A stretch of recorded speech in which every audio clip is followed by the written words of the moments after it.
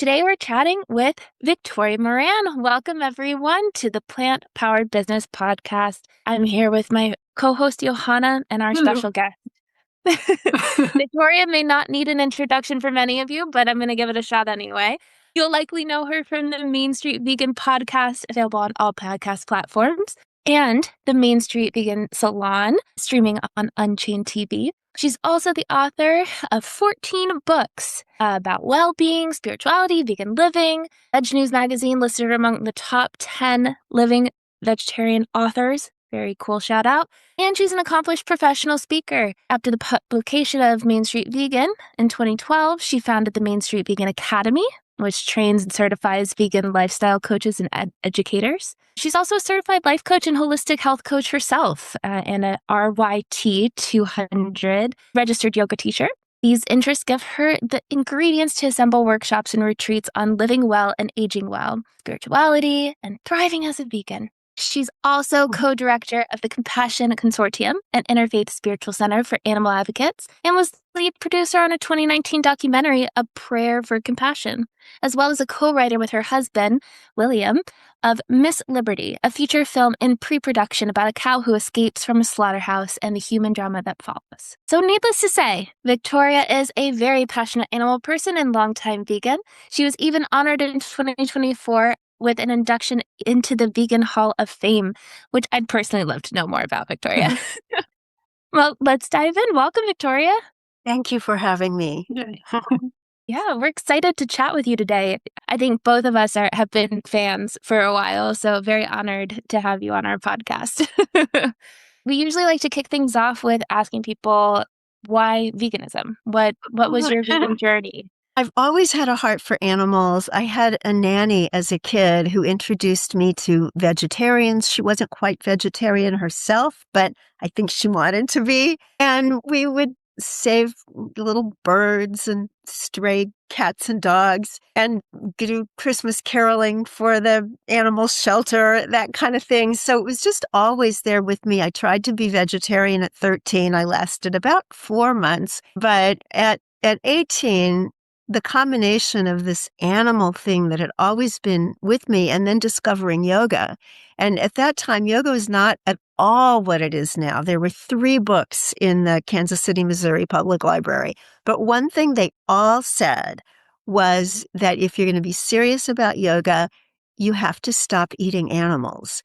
So all that came in to my consciousness. And I actually also moved to London to go to fashion school and found a very easy city for going vegetarian. And in all this time, I never even heard of vegan. It was just, that was not a thing.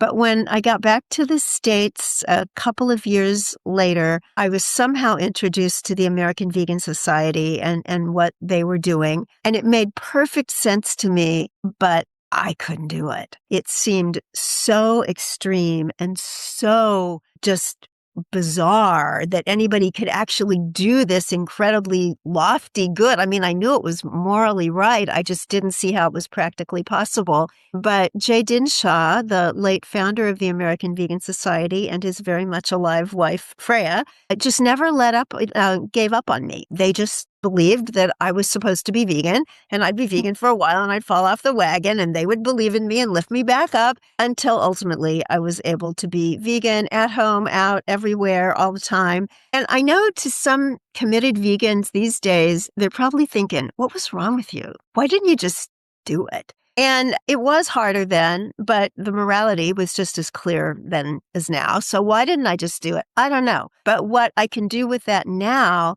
is use it to help people who aren't able to do it just overnight. And I just find one of the things that makes life work is take what you can't change, which is the past, and use it for something positive in the present.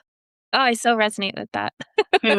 Yeah. Wow, that's amazing. I love hearing the stories of people's like vegan journeys. They're always a bit different, and yeah, I like that. That's such a powerful thing, like using your past. Thanks for sharing.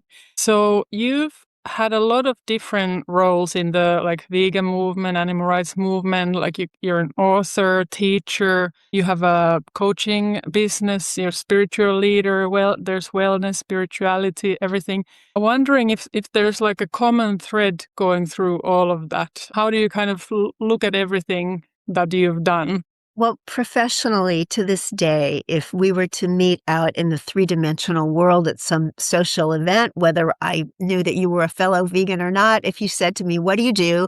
I'd say, I write books, because that's just the core of who I am. Before my first book came out, I'd been writing for magazines. In fact, I started writing for magazines at 14, writing at that time for rock magazines, and I met all the famous groups of the era, including the Beatles, and Paul McCartney bought me a drink when I was 17.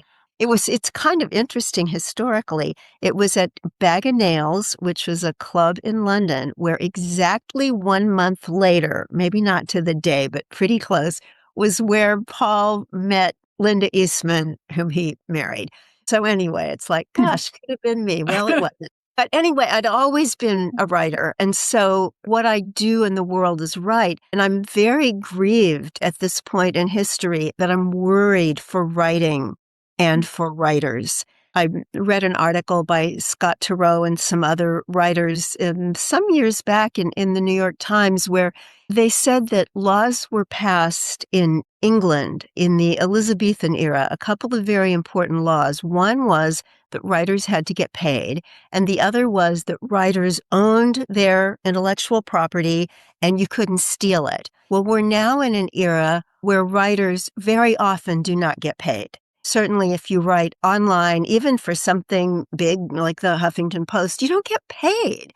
Book advances are much lower than they used to be. A lot of people are self-publishing and kind of hoping to get paid on the back end. And it's very difficult to hold on to copyright because people just steal it and put it online. And lots of times you can't even find who these folks are.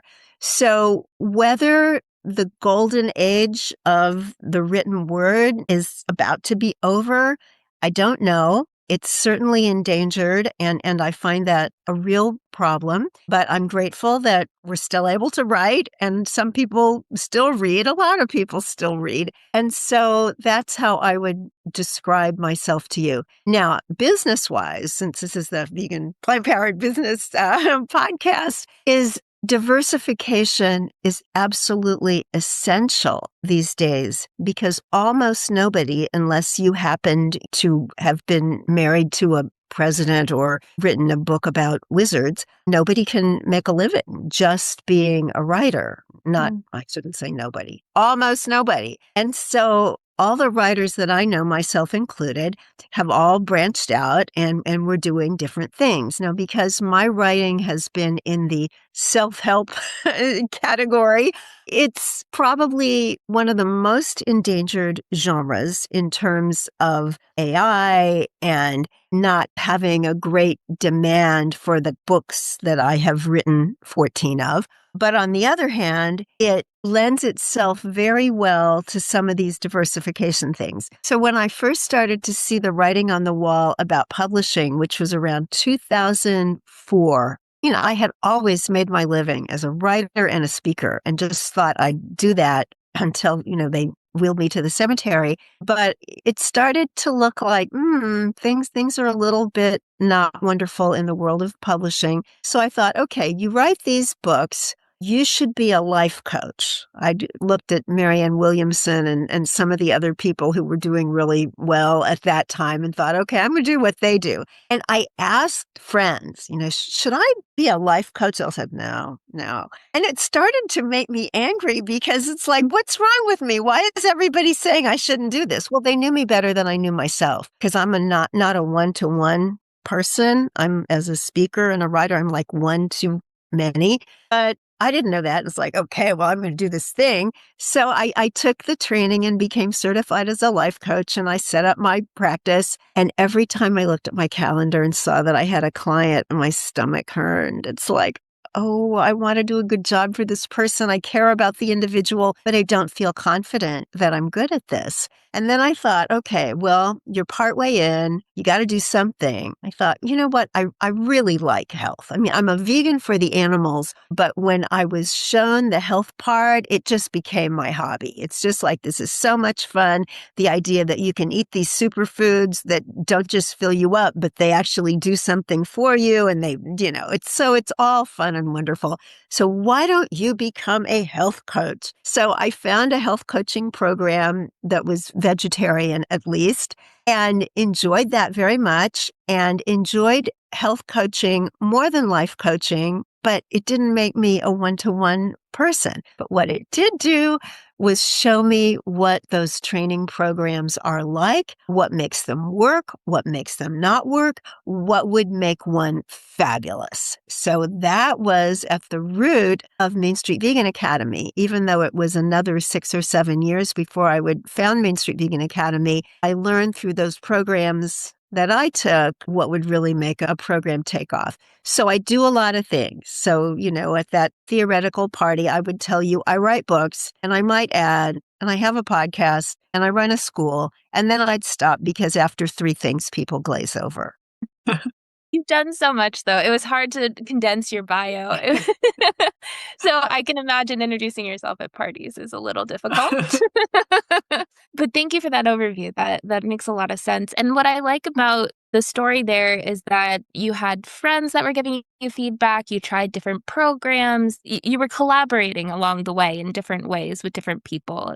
So I'm curious, what makes a partnership or a collaboration or that course worth pursuing to you? What made you make those decisions along the way and listen to those people? I love listening to people. I am an extrovert in an introvert's profession. So I like to work at cafes and places where there is just energy around. When I first moved to New York, I lived close to a Starbucks that had a big table with a surge protector in the middle, and everybody was around the table doing the work. And this was before, I don't know if it was before Google existed. It was before anybody knew about it. And so when somebody needed a synonym or something, they would say, "What's a better word for beautiful?" It was so collaborative and so cool. And I love that. So I think what makes a good one is resonance, because ultimately the decision has to be yours. I am a strong believer in intuition, strong believer in the gut. The phrase is that still small voice. And it really is. It's so small and it's so easy to just you have this little sense of, you should do that. And it's like, it's just like, where did that come from? I'm on this path. I don't want to hear that. But that one's always right. So I have learned and continue to learn that the best collaborations are with people who honor their intuition and mine, and where we just have a resonance. One of the most important things that anybody ever said to me was, you have to find places to recognize yourself. And by that, I'm taking it as places, people, ideas, and it's something about resonance when you don't have to expend extra energy to be somebody you're not. Now, I know we all have to do things we don't want to do. That's just part of it. But to really feel that the thrust of what you're doing in your professional life, you would be doing for free because it's expressing you. It's kind of what you showed up here to do.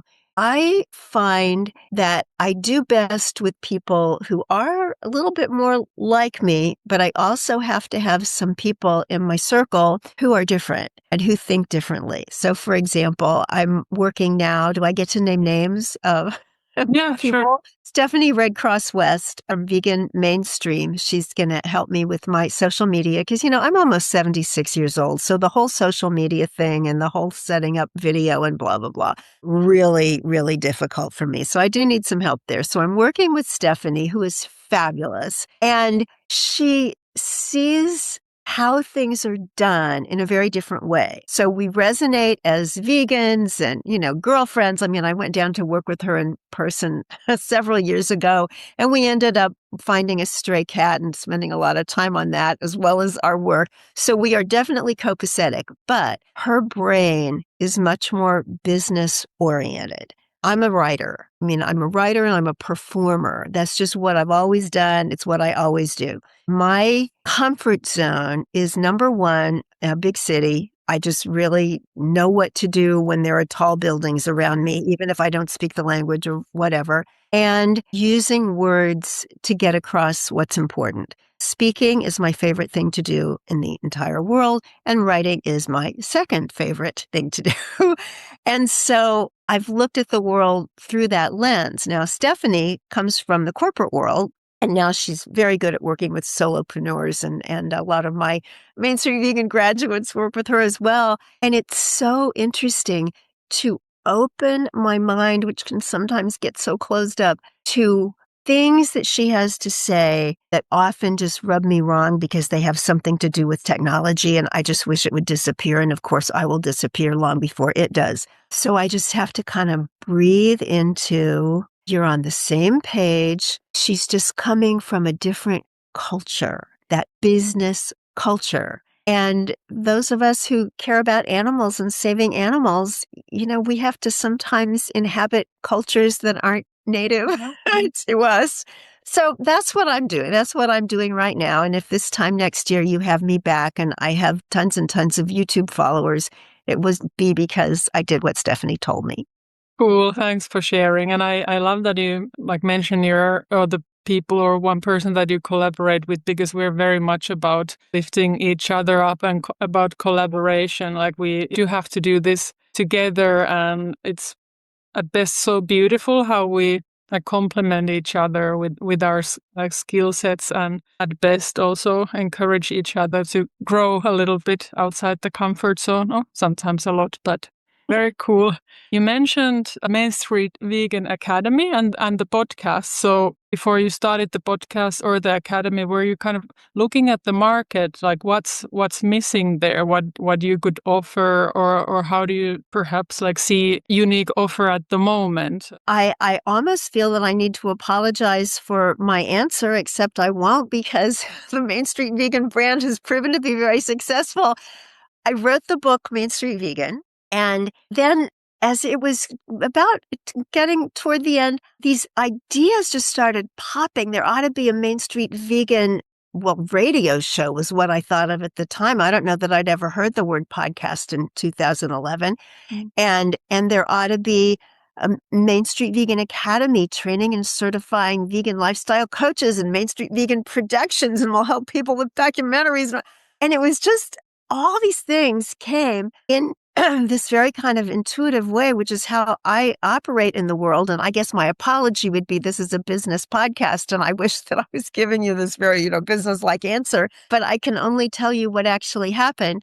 So the book, Main Street Vegan, came out in April. And while I was on tour with that book, I got a call from a woman at Unity Online Radio, which was an internet radio station that was part of a very open-minded Christian denomination called Unity that was founded in the 1800s by very committed vegetarians. I mean, they printed their Bibles with faux leather in the 1890s. It was amazing. And even though they've kind of lost some of that now, there are some people there who want to get it back. So this woman who was heading up the radio network at the time called and literally invited me to have a show.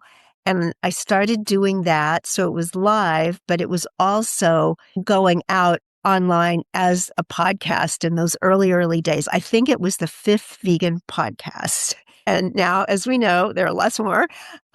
So that was that one. But the academy was so fascinating, because I didn't really know, when I came up with the idea for this program that would train and certify vegan lifestyle coaches and educators, who would show up, because I had been a committed vegan for many years at that time.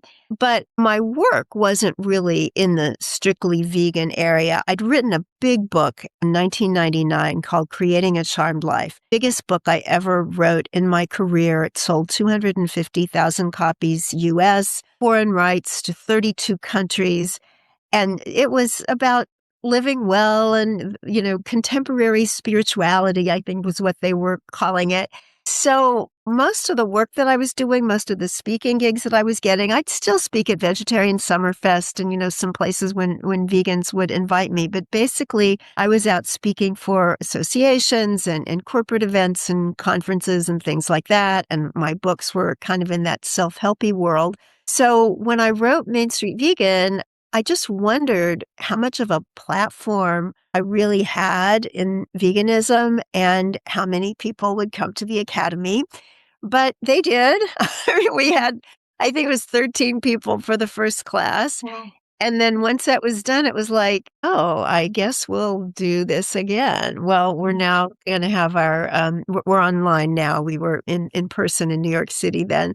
We're live on Zoom, and we're going to be having cohort 39 this fall. So it's working. We've got over 700 graduates in 32 countries doing all sorts of amazing things. And I think what ties it all together for me is this idea of excellence, of really giving people more than they pay for, going the extra mile, and doing your very best. Because again, before I started Main Street Vegan Academy, I'd been self-employed since 1989. I hadn't had a job since then. I was a writer and speaker, but I was the thing. I was the good. I was the service. I didn't have a business separate from me. And when I started the Academy, I was like, can you do this? I mean, you need some kind of, I don't know, brain transplant to be able to run a business. And I found like, no, I just needed a little bit of willing to learn. So that's where that is for me. I love that. It's so true. We talk about that a lot on the podcast about the mindset. You need to be an entrepreneur. It's so different. Like you really do get a brain transplant when you decide to start a business. I feel totally different than I did before. Following up on that, I love to hear how many cohorts you've had. That's amazing. Congratulations. I'm curious if there's something you can point to, maybe it's the excellence that you talked about, but that has made Main Street Vegan stick around for so long and be a success for so long. Unfortunately, in the vegan movement, we see businesses burn bright and kind of disappear and fade quite often. And so to see one, really make an impact as long as yours had is a standout. And I'd love to know your secret. Well, I think that's true in the business world in general. The odds are not great, but some of the same things apply to vegan businesses that apply overall. I think the main thing is being able to sustain it over time, to, have some funding at the beginning so that you can take care of things. I was very fortunate that after the first cohort and word was getting around that was a wonderful experience for people. So the American Vegan Society helped out with some money. Now, something that a lot of people don't remember now is something that happened way back in the 90s, and it was the McDonald's lawsuit, because McDonald's had been putting beef powder in their French fries, and a Hindu organization sued them. And the settlement was that Hindu organization and I believe it was 4 other vegetarian vegan organizations would get money, I think it was $1 million each. The only catch was they couldn't spend it for their own operations. They had to use it for the cause, but outside of their own organization. So they helped that first year, and until by the second year, it was paying for itself, which was quite wonderful. And I think that you've got to have an idea that people want. You've got to have some flexibility. I mean, I change our curriculum a little bit every single time. I mean, we have our core curriculum that people need to go out into the world as vegan lifestyle coaches and educators, but there are also other opportunities and possibilities. And I also look at the makeup of the class and what these particular people are looking for, and just always improve. And I know some people say, oh, you have an online course. And I'm just like, oh, don't call it that. And I called it that earlier when we were talking. Because when I think of an online course, I think of something that's done. Here is your online course. It can be wonderful. But what I feel sets us apart at Main Street Vegan is that it's not something that was recorded a year ago or 10 years ago. It's something real and live every time, every day when people show up on Zoom. The instructors are real and the interaction is real. And to me, that's super important. Some people don't care. Some people are very, kind of reclusive and they'd rather just, watch recordings. But for the people who want that like juicy interchange, that's something that we have. And another thing I just wanted to say in general is bringing in people for whatever your business is, the best people. Because I think we have an idea, at least a lot of us, that we're very independent. We wouldn't do this if we weren't.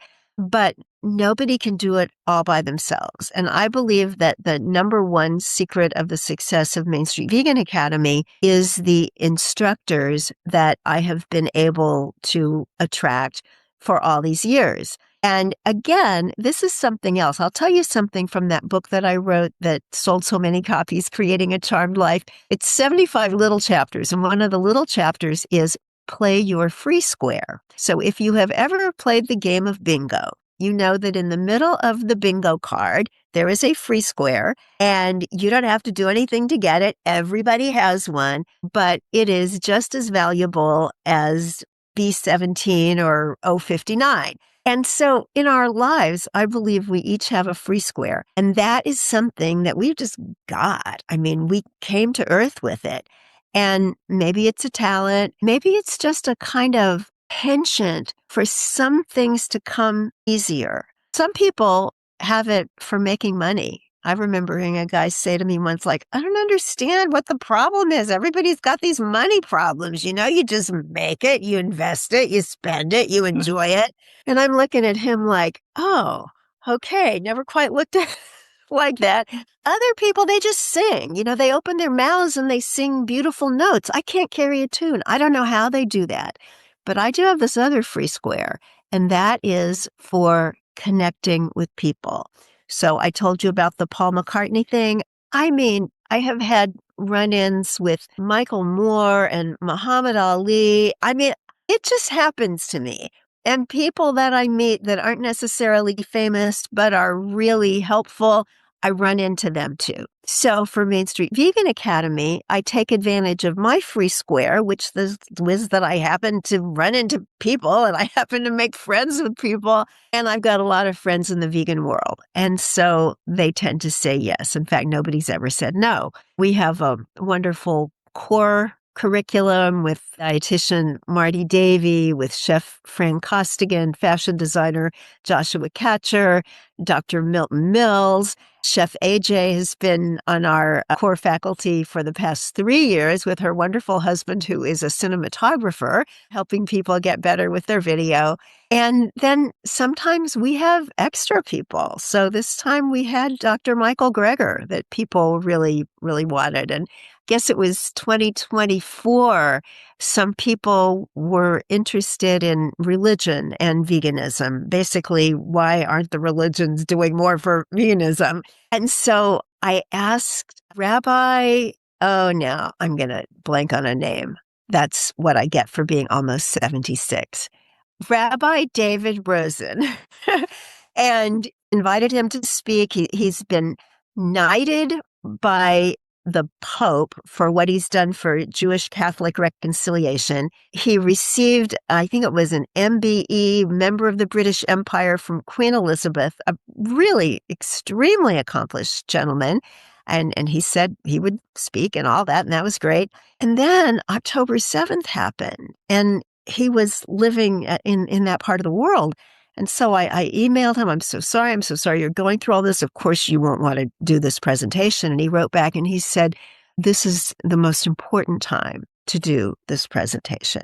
So we had this amazing talk on peace and veganism and opening our hearts from this incredible person at a really pivotal time in history. And so anytime you have a chance in your vegan outreach, in your vegan business, to just touch something bigger, just say yes and go with it, because that kind of stuff is magical.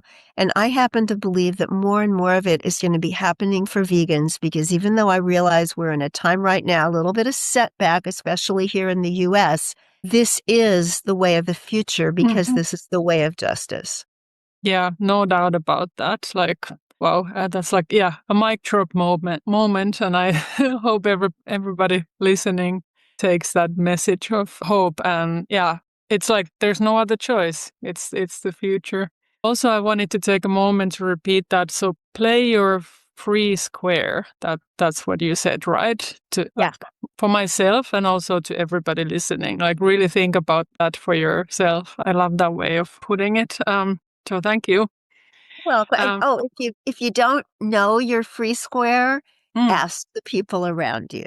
yeah, I was just, Very yeah, often, it's just something that you're just kind of, it's like, yeah, yeah, that? Well, to somebody who can't do it, that is tremendous. yeah, yeah. I'm so glad you mentioned that, because sometimes, or very often, it's it's the people around you who see it more clearly. So you mentioned like you've been self-employed for a long time. I was wondering, like, what's when you like look back about being mission driven, like very clear values, being your own boss for a long time. So what's the most surprising thing about that journey?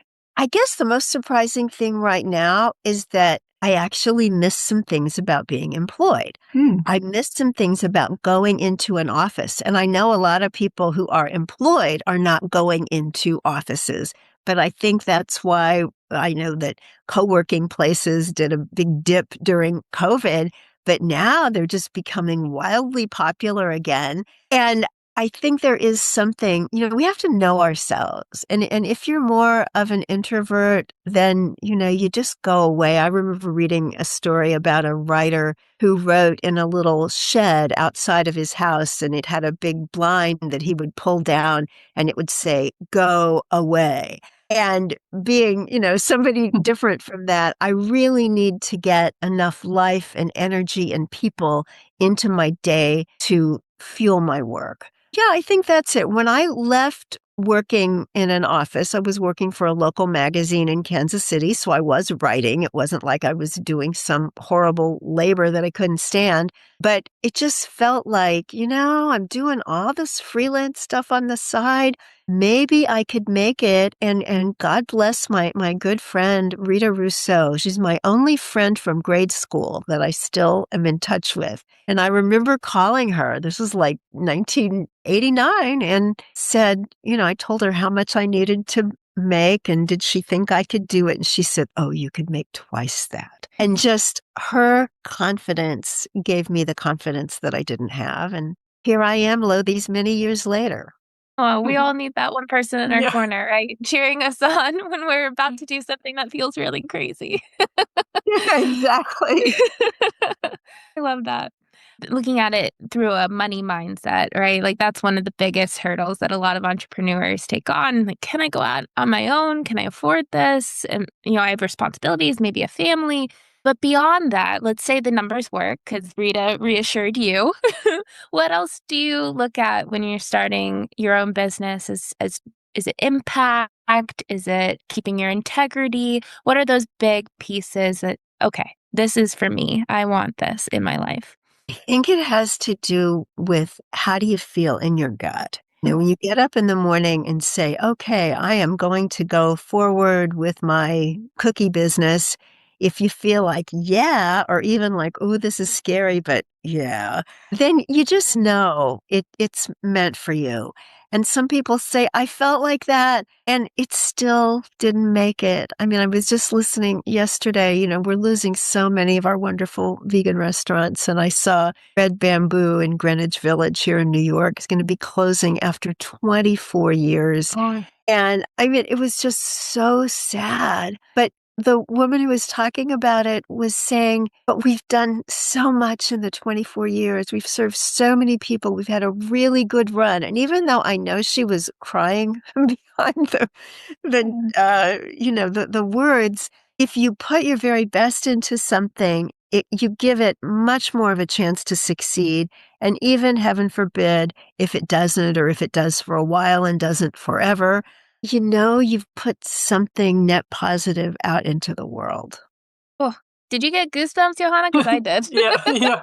Because perspective is so hard or so easy to lose and so hard to keep when things do go maybe a little different than according to plan. So that really hit home. Thank you for Yeah. sharing that, Yeah. Victoria. Yeah, I'm a little speechless here. I was wondering, like you've seen a lot of people start businesses like and like go like new careers, like helping other people, wanting to help animals. What do you think are like some of the core skill sets or mindset shifts that you need to have besides like passion for helping other beings? Like, have you identified that there are some? I think you need to learn, if it's not part of you already, the basic concept of business and what it is. And very often, people who are vegans will have an ideological belief system that capitalism is bad, but then they want to start a business. Oh, And yeah. it's like, nothing is all good or all bad.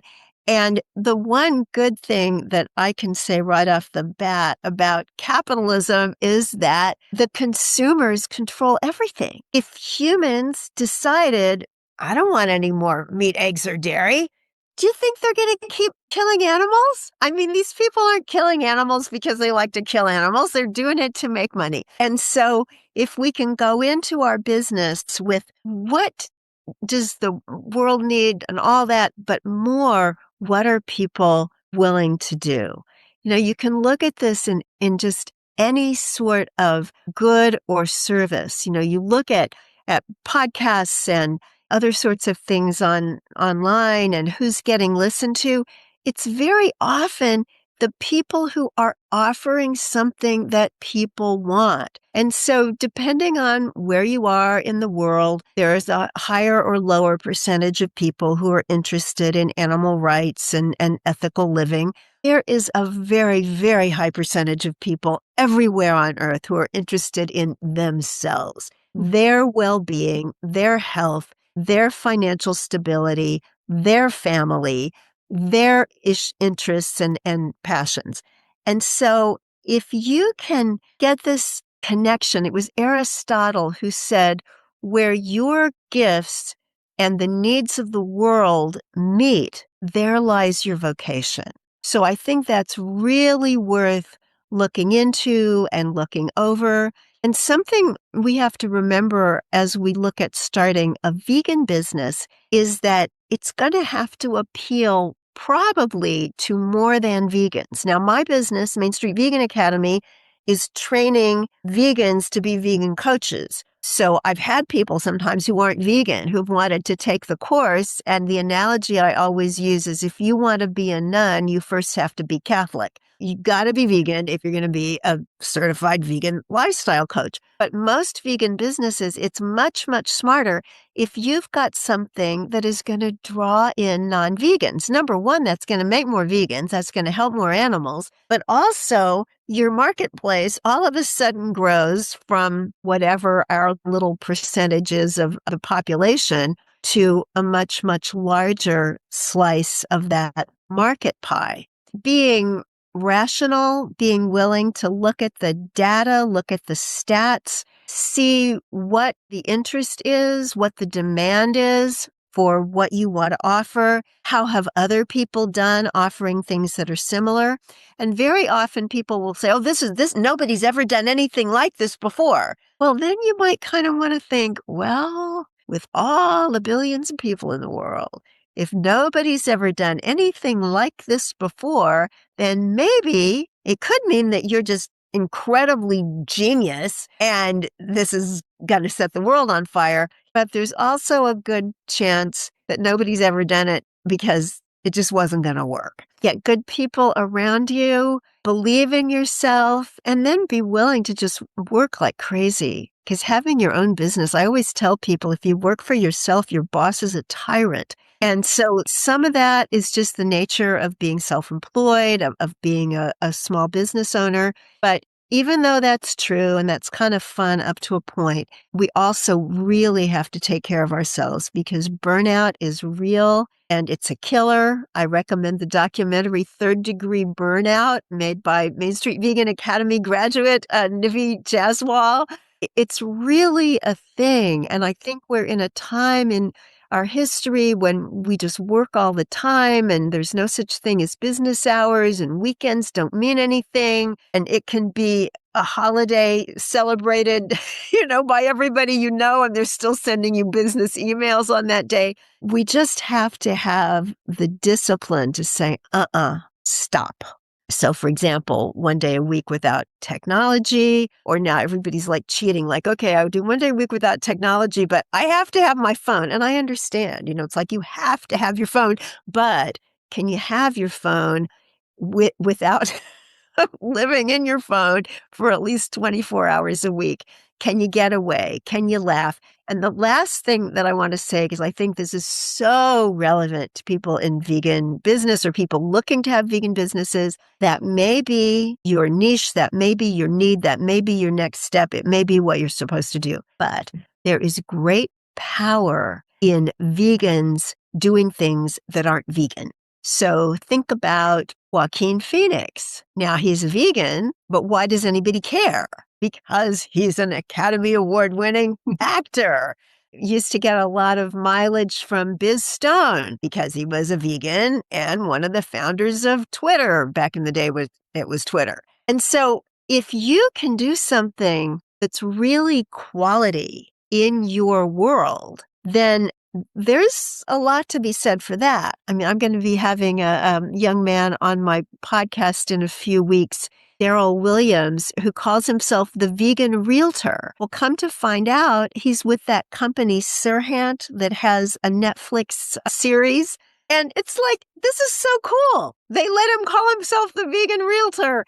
And so, maybe as you think about vegan business or wanting to do more in your work life for veganism, maybe you don't have to move as far away from what you're already doing as you think. Oh, so many little drops of wisdom in there. I'm going to be re-listening to this conversation. Yeah. I hope everyone is as well. As we wrap up our time here, I don't want to stop talking. There's so much that I could ask you, but I would be remiss if I let you leave without asking about the Vegan Hall of Fame.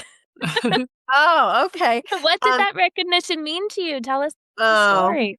Well, it meant a lot. A Vegan Hall of Fame is something started by the North American Vegetarian Society. And people say, oh, well, then that's not vegans. Okay, give me a minute and a half for history.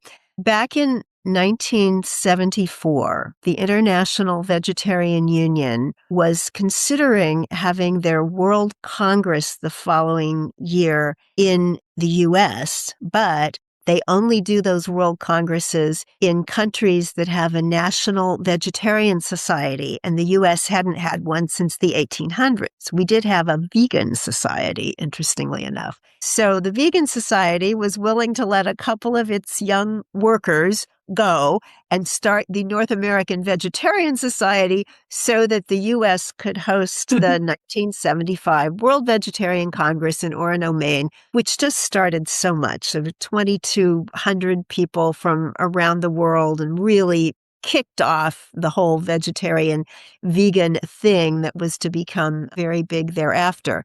So the Hall of Fame was started by the North American Vegetarian Society. It's been going now, I think, 40 years, the Hall of Fame, something like that. And so many people that I admire were in it already. And I speak at Vegetarian Summerfest, where they do this award ceremony most years. And I had seen other people get it. And of course, I was happy for them. But to finally have that was so interesting because, when I used to see other people get it, it was like, oh, I wish maybe someday they'd pick me.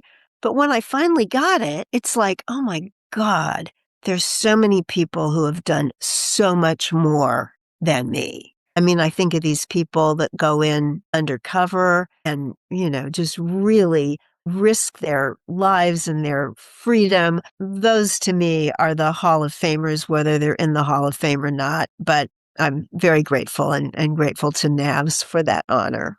Well, it's very much deserved. Congratulations.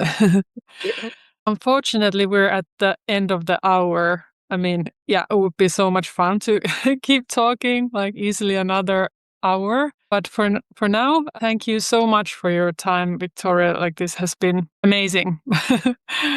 You for having me. It's been so much fun. It's so funny as a public speaker, I get so much energy from an audience, but every now and then when I'm talking to people, even through a screen, I get that same kind of energy. And I got that from the two of you. So thank you very much for doing such a quality program and such a great service to the animals in the world. Oh, thank you. Thank you so much. That means a lot. It means a lot. We hope to have you back again soon Yeah, and I love continue it. this wonderful conversation.